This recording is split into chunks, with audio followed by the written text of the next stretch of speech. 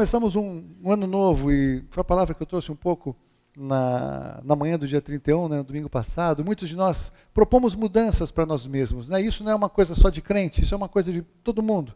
Todo mundo, quando muda o ano, pensa em fazer muitas coisas para um novo ano, pensa em mudar muitas coisas, pensa em não fazer determinadas coisas e passar a fazer outras, não é assim? Muita gente marca academia, muita gente se inscreve numa escola de idiomas, muita gente começa a mandar currículo, muita gente termina um namoro, começa um novo e vai tocar um instrumento, sei lá, eu vou aprender alguma coisa, algo tem que mudar na minha vida.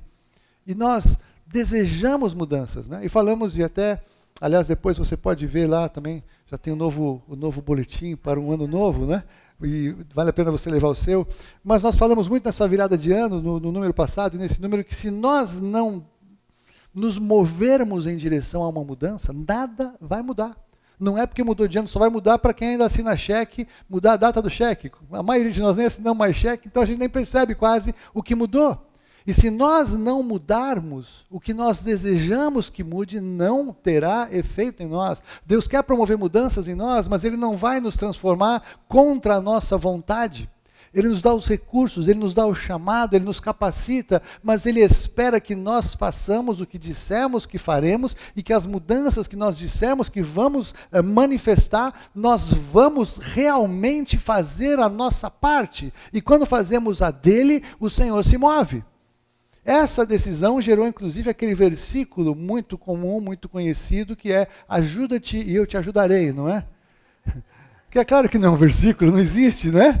Mas eu vou dizer que o sentido tem até um certo fundo de verdade, que é assim: se você fizer o que você disse para Deus que você vai fazer, Deus fará aquilo que somente Ele pode fazer para que você e eu possamos alcançar o que nós propusemos no nosso coração, segundo a palavra dEle. Então precisamos sim da ajuda dEle, da unção do Espírito Santo em nós, para que nós possamos cumprir o que queremos mudar.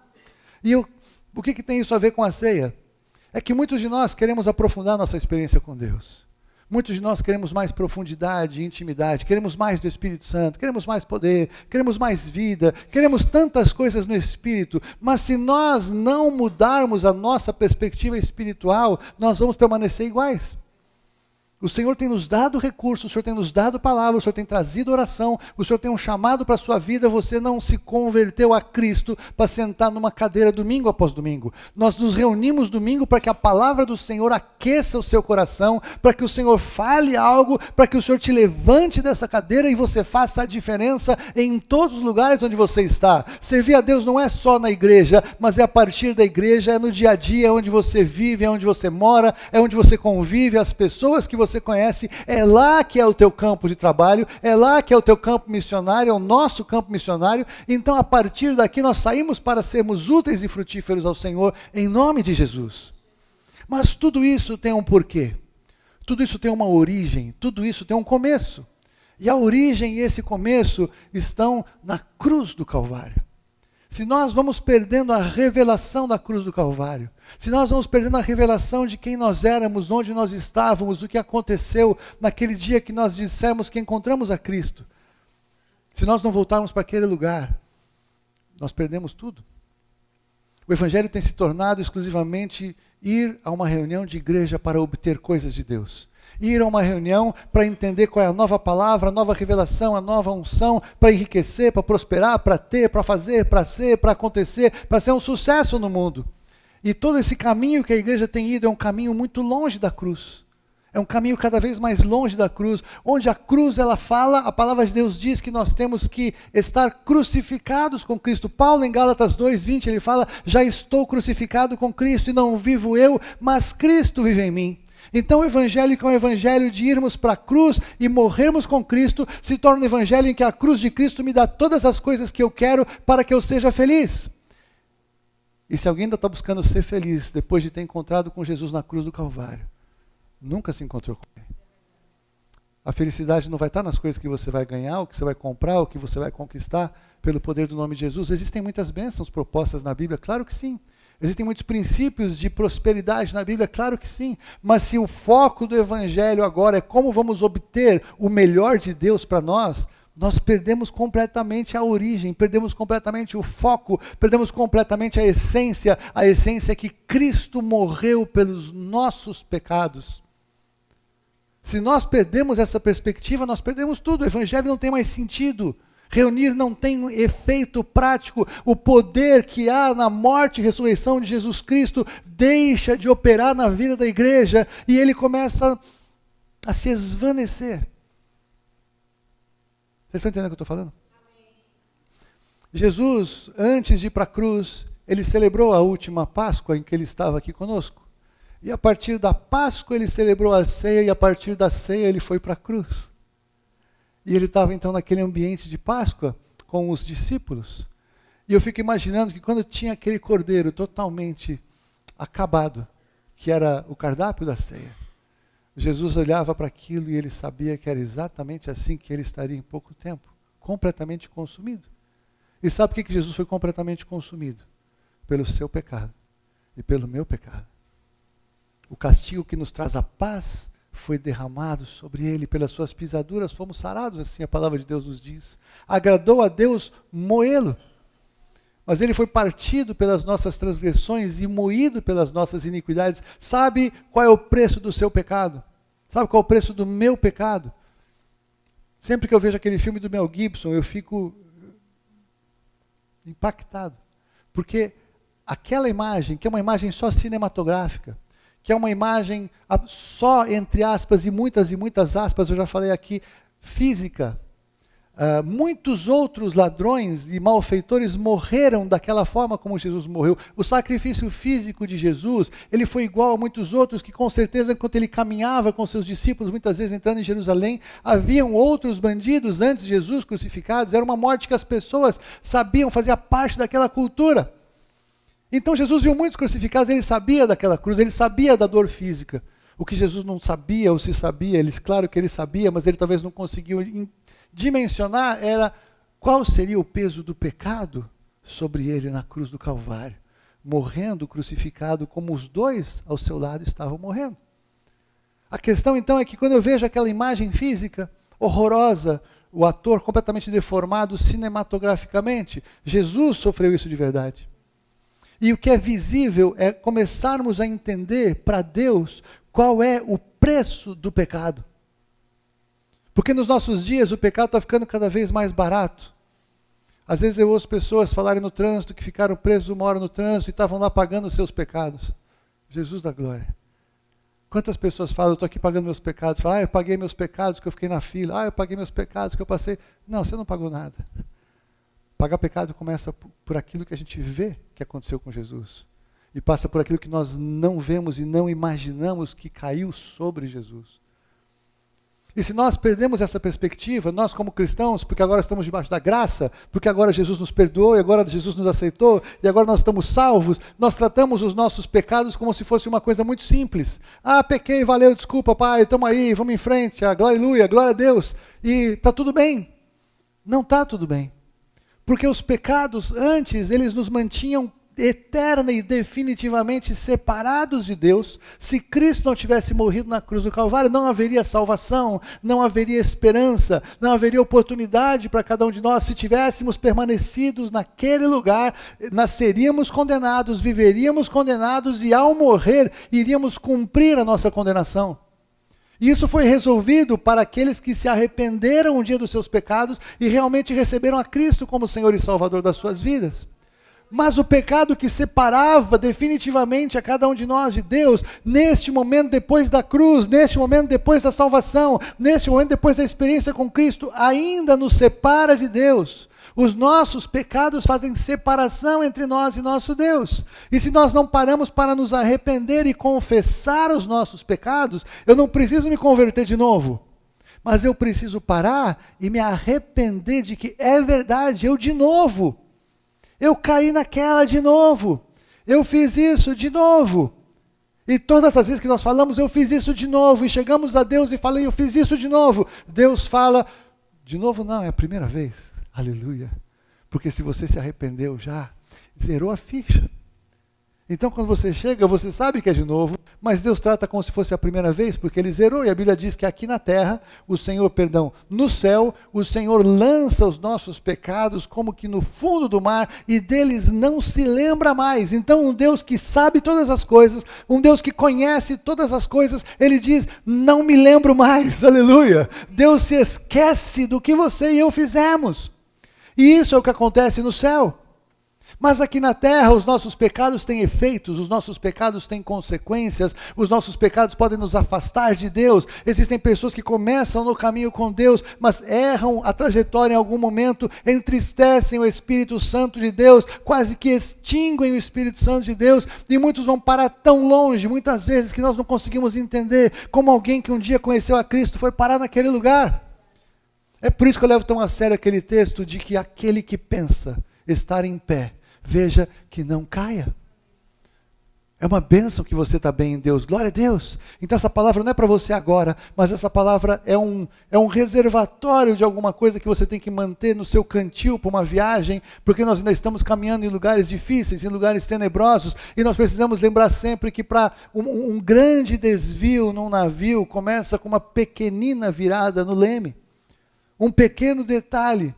Foi interessante, quando a gente foi orar, o Renan está lá em cima, mas o Renan orou, Pai, não deixa que a gente se desvie nem 1 centímetro da tua vontade. Eu gostei disso, porque um desvio de 1 centímetro num navio, ao longo da viagem, vai ficar algo tão longe que ele nunca vai chegar ao seu destino. Não tem como chegar. Você está entendendo o que eu estou falando? Então, quando a gente vem para a ceia do Senhor, a gente tem que tentar parar para refletir o que a cruz foi para a minha vida. E sabe qual é o nosso problema? É que muitos de nós encontramos a Cristo e nós até que nós não éramos tão ruins assim. Nós éramos boas pessoas. Nós até que fazíamos boas coisas, pagávamos impostos, não matamos nosso pai, não matamos nossa mãe. E parece que nós éramos pessoas até que razoavelmente boas. Então muitas pessoas, na verdade, chegam na igreja e nunca se arrependeram do que faziam, mas aceitaram a Cristo como Senhor e Salvador. Aí elas vieram num culto, aí teve um convite, aí a pessoa levantou a mão, e aí, se você quer Jesus, vem para frente, a pessoa foi para frente. Então vamos orar, repete a oração, a pessoa repetiu a oração. Aí alguém lá na frente deu a bênção papal, pastoral, falou, então oração, você está salvo. E talvez aquela pessoa nunca se arrependeu dos seus pecados. Nunca teve revelação dos seus pecados. Ela até fez a oração aceitando a Jesus. E ela até ficou arrepiada naquele momento. Algumas até ficaram emocionadas que estavam na frente da igreja, tinha aquela alegria, aquela coisa contagiante, e choraram.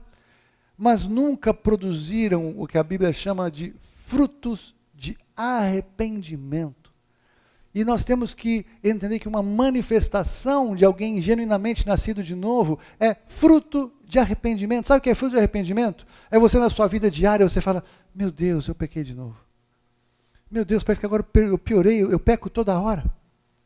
Não é que você piorou e peca toda hora, é que se você realmente entrou pela porta, que é Jesus, você agora começa a ter revelação de pecado.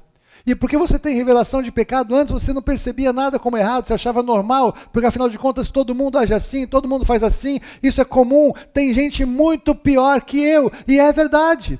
Então, não tendo revelação do pecado, sendo pecados até socialmente aceitos, ou socialmente razoavelmente compreensíveis, aceitáveis, ou quase que normalizados, eu até que não estava tão ruim assim.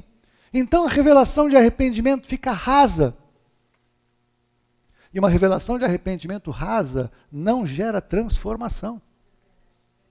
Desde o começo, João Batista veio pregando, arrependei-vos e crede no Evangelho. Primeira pregação de Jesus, depois que ele foi batizado por João Batista, ele falou que arrependei-vos e crede no Evangelho.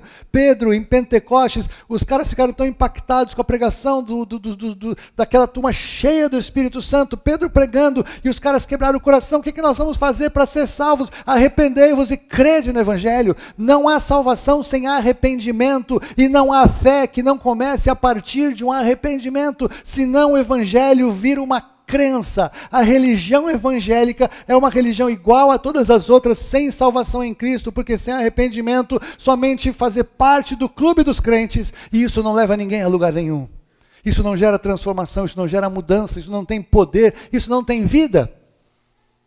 Mas o arrependimento passa por uma visão da cruz, por entender que aquilo que caiu sobre Jesus tinha que cair sobre você e sobre mim. Aquilo era o que nós merecíamos, só que depois de passar por tudo aquilo, nós não iríamos para o céu. Nós passaríamos por tudo aquilo, iríamos para a nossa condenação eterna, porque nós não teríamos poder para ressuscitar, porque teríamos pecado antes. Mas Jesus não pecou, e porque Jesus não pecou quando ele foi para a cruz, ele levou sobre si o seu pecado, o meu pecado, o pecado de todos aqueles que nele creem, caíram sobre ele, mas porque ele nunca pecou, a morte não teve poder sobre ele, e porque a morte não teve poder sobre ele, ele tomou a sua vida de volta, tomou as chaves da morte, as chaves do inferno, e subiu à glória do Pai, fez o que tinha que fazer no céu, e voltou para se manifestar para os seus discípulos, deixar o Espírito Santo subir para a glória, e preparar tudo para que aquele dia ele venha nos buscar.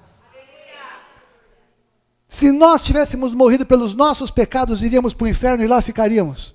Passaríamos todo o sofrimento que Jesus passou, sem esperança.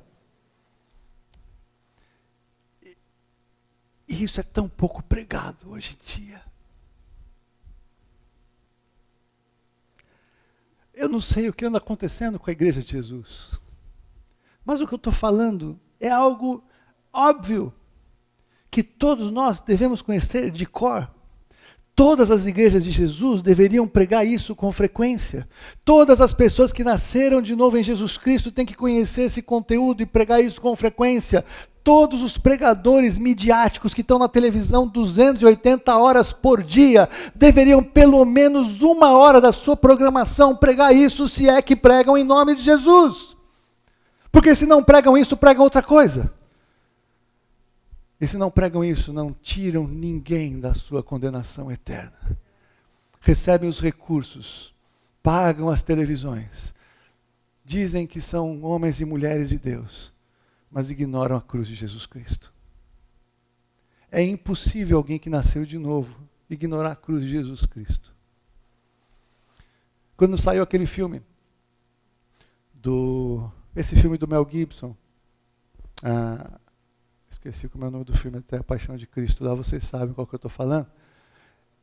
A Paixão de Cristo, acho que era o nome do filme mesmo, o do Mel Gibson. Por que é tão importante eu falar isso? Porque naquela época eu trabalhava numa empresa e eu fui para um evento cristão nos Estados Unidos, e aquele evento era a Associação das Associações Religiosas de TV, de mídia. Eles tinham lá tem uma convenção anual até hoje que chama NRB.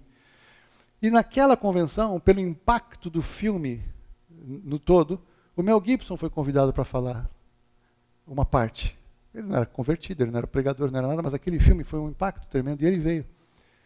E a partir do que ele falou, nós entendemos o seguinte: tem um momento na crucificação em que há um close na mão, que é a mão, supostamente a mão de Jesus, a mão cenográfica de Jesus, com o martelo e com o prego que vai ser pregado. E aquela mão não era a mão do ator fazendo o papel de Jesus, aquela mão era a mão do Mel Gibson, porque ele falou: quem tinha que estar lá era eu. Aquela mão tinha que ser a minha. E ele botou a mão dele para fazer a cena. E para muito crente, imaginar algo parecido, ou falar algo parecido, parece um exagero. Porque nós perdemos a revelação que deveria ser a minha mão, deveria ser a outra mão, deveriam ser meus pés, deveria ser eu, deveria ser você. Quando a gente vem para a ceia, nós temos que entender que a ceia ela nos deve trazer de volta a esse lugar de arrependimento. Nos deve trazer a esse lugar onde nós começamos. Se está difícil vencer o pecado, é lá que nós temos que voltar.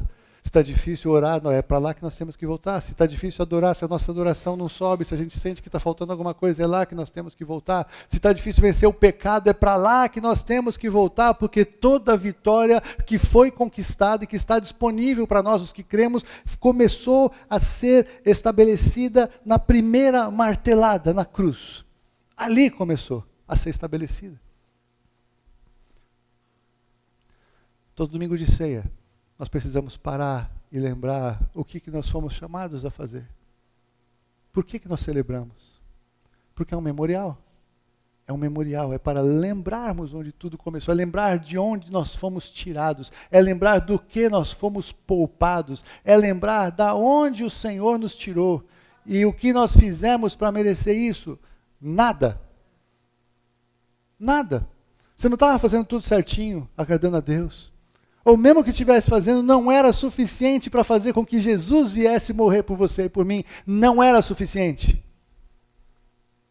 Mas Deus decidiu, no seu amor eterno, chamou o seu filho. E Jesus falou, eu vou. Jesus poderia não ter feito isso. Jesus poderia, nas vésperas da crucificação, falar, não vou.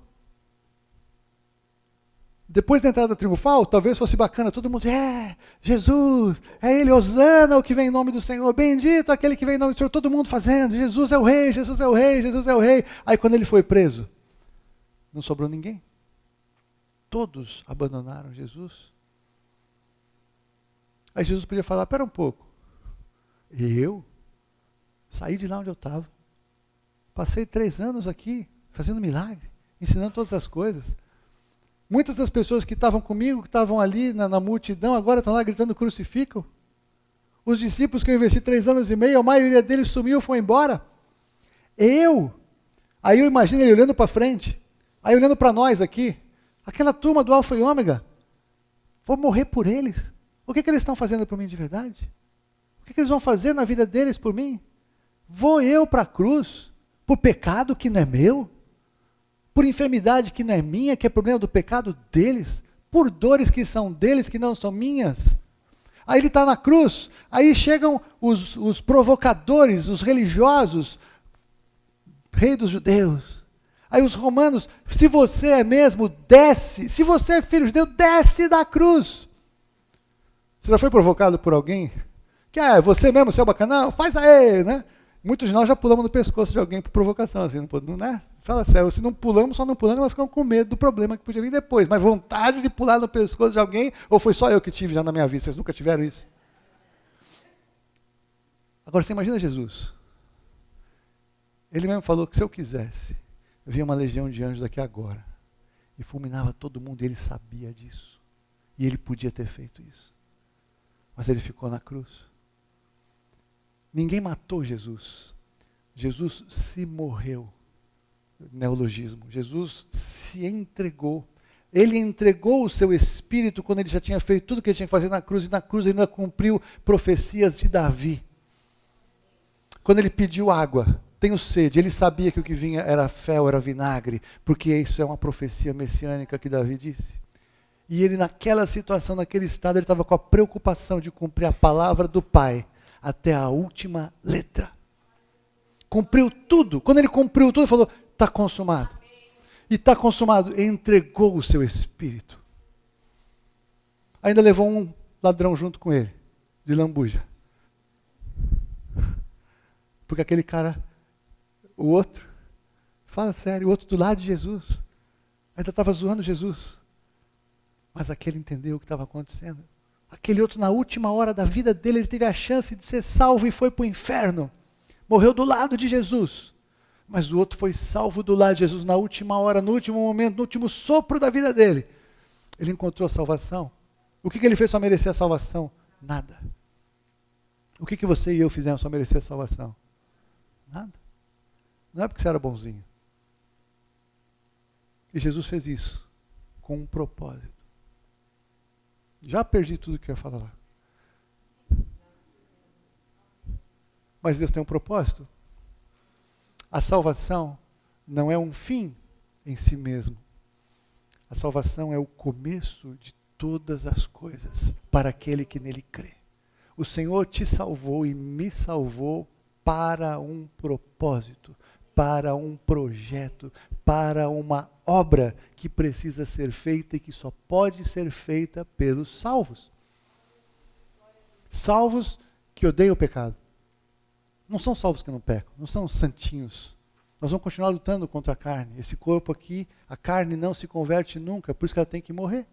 E ela vai morrer, por isso que nós morremos fisicamente. Mas há uma vida interior agora, há um poder de Deus em nós, interior, e é este poder em nós que precisa ser liberado cada vez mais, quanto mais arrependidos, quanto mais transformados, quanto mais próximos, quanto mais cheios do Senhor. É nesse mover que nós temos que nos colocar como filhos amados, como pessoas que entendemos o que aconteceu na cruz e que nos sentimos endividados por aquilo que Jesus fez. Se a gente achar que Jesus fez, tá bom, valeu Jesus, obrigado, show, oh, sensacional, a gente se vê no céu, vamos embora. Nunca entendeu o que aconteceu, nunca entendeu a salvação. Precisa se converter. E eu creio que nós vamos passar por um momento em que, se vier um mover do Espírito Santo nos últimos dias, vai ter conversão em massa dentro de igreja. Porque tem um monte de gente dentro da igreja que nunca se converteu, que não tem o menor entendimento nem revelação de nada, nunca leu a Bíblia. E se você fala alguma coisa, fala, você está sendo julgador. Onde está o seu amor? Já ouviu o crente falar de amor? Não sabe nem que amor estão falando. Não sabe nem o texto que fundamenta o que supostamente creem. E eu quero que nós, como igreja, nesse ano, em nome de Jesus, nós possamos ter uma revelação mais profunda de quem nós somos, de onde nós fomos tirados e o que o Senhor tem para nós a partir desse novo tempo, de um novo ano, que nós podemos fazer coisas diferentes do que fizemos no ano passado, podemos aprofundar e devemos aprofundar o que temos recebido, o que temos vivido e precisamos ir além, em nome de Jesus. Agora, sabe uma coisa que pode acontecer com você e eu oro para que aconteça? Eu me converti com 10 anos, eu já contei isso uma vez, né? Oi? Contei, né? Não tinha tanto ensinamento de tantas coisas quando eu me converti. Algumas coisas sim, outras não. E eu passei um tempo atrás, eu já falei para vocês, um momento super difícil da nossa vida, e eu queria acertar todas as coisas. Eu comecei a orar a Deus assim, falei, Deus, eu preciso me arrepender de coisas, talvez, tem uma coisa errada que eu fiz, eu quero acertar tudo, pelo amor de Deus, me lembra, eu quero sair daqui, me ajuda, né? Então, mas eu confessei, até se eu não dei bom dia para o porteiro do prédio, aquelas coisas assim, e aí eu passei por um tempo assim de muito quebrantamento naquele tempo. Depois daquilo, e já se vão alguns anos, muitas vezes Deus tem me lembrado coisas que eu fiz com 12, com 13, com 14, com 15 anos. A Fúvia sabe, às vezes tem uns dias que eu acordo assim e falo, meu Deus, Deus me lembrou de uma coisa que você não vai acreditar. Colei na prova. Não, você não fui eu, você foi você. Colei na prova. Também colei na prova. E essas coisas que eu fiz estando em Cristo, algumas delas têm tanto peso para aquilo que Deus quer fazer na tua vida, que o Espírito Santo vai te lembrar coisas que você pode até achar que elas eram pequenas, mas se o Espírito Santo está trazendo ao seu coração, confesse. Tudo que o Espírito Santo trouxer à tua memória, confesse. Mesmo você que veio a Cristo depois, se alguma coisa na tua vida foi tão marcante, o que você tenha feito lá atrás, e o Espírito Santo trouxer, confesse, arrependa-se, permita-se olhar para trás e falar, meu Deus, como é que eu pude agir assim? Como é que eu posso ter feito isso? Como é que eu posso não ter feito o que o Senhor disse para eu fazer? Porque a Bíblia diz que aquele que sabe o que deve fazer e não faz, nisso peca. Se o Senhor te moveu a fazer alguma coisa, você falou que ia e você não foi, isso é pecado. Porque você não fez o que Deus queria que você fizesse. E o que eu quero profetizar na sua vida nessa manhã, e profetizar na nossa ceia, agora, já que nós vamos celebrar, é um tempo de arrependimento profundo na sua vida, de chamar pecado de pecado.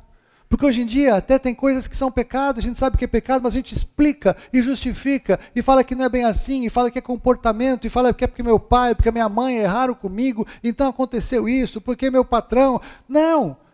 O pecado é meu, a decisão de pecar é minha, ninguém tem nada que ver com isso, porque é uma decisão pessoal e particular. E o Espírito Santo de Deus precisa nos trazer para esses lugares de arrependimento, porque arrependimento produz transformação. Fruto de arrependimento manifesta a realidade da vida de Cristo. Frustração em pecar é manifestação de que o Espírito Santo está agindo no seu coração, e isso é uma bênção. Não se sinta constrangido de achar que você está pecando muito, está se arrependendo muito. Isso é bênção, porque é revelação do Espírito Santo de Deus, para que você perceba de verdade quem quem você é, para que você entenda que mesmo você sendo assim, Deus te amou desta maneira, e não somente te amou desta maneira, mas Ele está te chamando para viver uma vida tremenda, uma vida sobrenatural, uma vida incrível com Deus, e isso passa por uma transformação, e quanto mais transformados formos, mais transformadores seremos. Quanto mais a palavra, a vida estiver em nós, mais úteis seremos ao Senhor, menos algumas coisas da nossa vida, que isso, que aquilo, isso tudo perde o sentido. 70% dos problemas da sua vida vão deixar de existir se você for cheio do Espírito Santo. Por que 70%? Isso aqui é uma teologia do Haroldo, eu conheço 70%.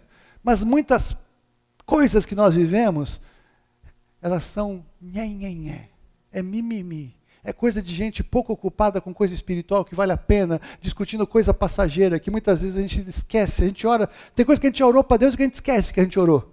Ah, Deus, eu não posso viver sem isso. Depois de uns 3 meses, não respondeu, não aconteceu nada, não lembra. Já passou por isso? Agora, as coisas que valem a pena mesmo, elas passam por levar alguém a uma transformação espiritual. Elas passam por fazer parte, aí sim, de um parto espiritual. Um parto espiritual, levar alguém a Cristo. Querido, se você nunca levou alguém a Cristo, você precisa passar por essa experiência. Você precisa fazer parte da obra de Jesus na vida de alguém, ver alguém se converter junto com você, alguém orar com você, você acompanhar alguém alguns dias para ter certeza que aquilo aconteceu, você vê a pessoa sendo transformada de uma maneira impossível de gerar, só porque você deu um bom conselho para ela, você vê essa pessoa depois de algum tempo alcançando outros, fazendo a diferença, crescendo, influenciando, vendo vida. Não tem nada mais precioso para um crente em Jesus Cristo, que genuinamente de Jesus Cristo, que não seja olhar para alguém e falar: Deus, eu faço parte daquele negócio. A obra é tua. Foi o Senhor que fez tudo, mas eu estava lá. Eu fui tua boca. Eu fui o teu olhar. Eu fui o teu abraço. Eu fui instrumento do Senhor. No ano passado, eu falei para vocês que vocês não deviam acabar o ano sem ler a Bíblia inteira. Lembra disso? Eu não vou perguntar quem acabou. Esse ano tem que fazer de novo. Mas eu vou dizer assim, não acabe esse ano sem levar pelo menos uma pessoa a Cristo. Não acabe esse ano, não feche esse ano sem levar pelo menos uma pessoa a Cristo. Você não pode perder essa oportunidade, você não pode perder essa experiência, você não pode perder essa manifestação do poder de Deus através de você. É uma bênção quando o poder de Deus age em nós. Mas eu vou dizer para você uma coisa, é incomparável quando o poder de Deus age através de nós. É tremendo, é tremendo, é tremendo. Eu quero te desafiar a isso em nome de Jesus. Eu quero te desafiar a isso. Sabe como é que isso começa? Começa com você permitir que a partir de hoje o Espírito Santo te revele seus pecados. E você esteja pronto para se arrepender e falar: eu não quero mais. Eu não vou mais. Algumas coisas eu não consigo, mas eu preciso que o Senhor me ajude. Mas se o Espírito Santo gera arrependimento, como eu falei, como todas as mudanças de começo de ano, o que ele gera em nós fazendo a nossa parte, ele faz o que nós não podemos fazer. Você está entendendo isso?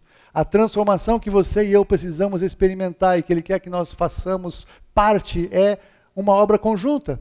Ele e nós trabalhando juntos para que sejamos transformados. Jesus não tem problema nenhum de transformar a vida de quem quer que seja. Ele só tem um problema para transformar a vida de uma pessoa. É quando coloca do lado de fora. Mas ele está lá, olha, eis que eu estou à porta e bato.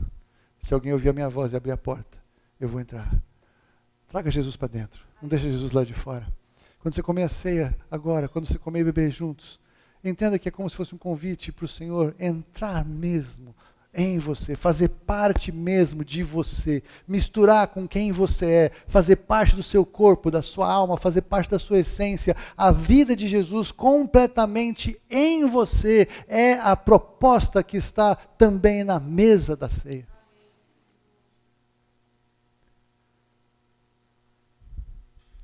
Só para você saber que tinha alguma coisa lá, e tinha mesmo, fica para outro dia. Mas eu quero convidar você a curvar a sua cabeça, a fechar seus olhos. E se nesse primeiro domingo você quer realmente mudanças nesse ano, eu te convido a permitir que o Espírito Santo de Deus te traga um espírito de arrependimento, uma unção de arrependimento, uma visitação de arrependimento, de quebrantamento, de revelação de pecados, de desconforto com pecados, de inquietação com pecados, de frustração com pecados, e um desejo sincero de falar: eu nunca mais vou ser assim. Eu nunca mais. Isso não é nunca mais vai ser meu normal. Isso não é o meu normal. Isso eu sei que vai ser acidente de percurso, mas não é normal. Eu não posso aceitar. E se isso faz parte do teu desejo sincero, que você possa orar a Deus e falar: Senhor, em nome de Jesus, me ajuda, porque eu quero mudar. Eu não quero mais ser essa mulher. Eu não quero mais ser essa esposa. Eu não quero mais ser essa mãe. Eu não quero mais ser essa filha. Eu não quero mais ser esse homem. Eu não quero mais ser esse filho. Eu não quero mais ser esse pai. Eu não quero mais ser esse profissional. Eu não quero mais ser esse obreiro da tua obra. Porque alguns aqui o Senhor já chamou para fazer parte e pararam no meio do caminho. Ou talvez não fazem o melhor que podiam fazer por tantas coisas. Eu oro para que em nome de Jesus, nesta manhã, nesse momento, algumas coisas mudem no seu interior. Porque algumas coisas são um segredo, é como se fosse uma porta de mudança. Tem algumas coisas que você começa a mudar agora. E essas te levam a outras, e a outras, e a outras. E o Senhor entra e faz novas todas as coisas.